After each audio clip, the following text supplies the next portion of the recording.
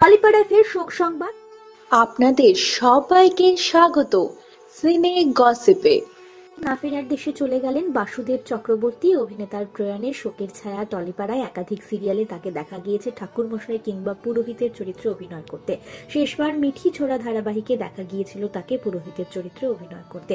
টলিপাড়ায় তার মৃত্যুর খবর ছড়াতেই শোকের ছায়া। আর্টিস্ট ফোরামের তরফ থেকে তার মৃত্যুর খবরটি জানানো হয়। সামাজিক মাধ্যমের পাতায় সেই খবরটি ভাগ করে নেন পুষ্পিতা।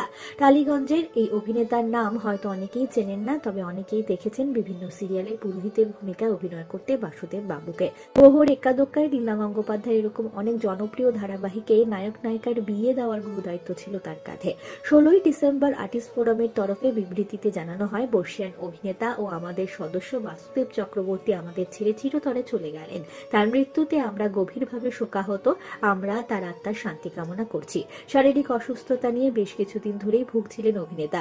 পরিবার সূত্রের খবর, বৃহস্পতিবার ভোররাতে হৃদরোগে আক্রান্ত হয়ে মৃত্যুর কোলে ঢলে পড়লেন তিনি। তার প্রয়াণের খবর সামাজিক মাধ্যমে ভাগ করে নিয়েছেন তার পুত্র অতন চক্রবর্তী। তিনি লিখেছেন, বাবা বলে ডাকলে আর কেউ সাড়া দেবে না।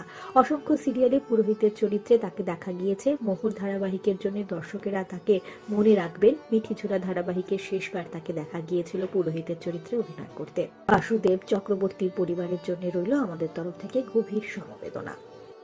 আমরা হলাম সিনে গসিপ। জুড়ে থাকুন আমাদের সঙ্গে, সাবস্ক্রাইব করুন আমাদের এই ইউটিউব চ্যানেলটি।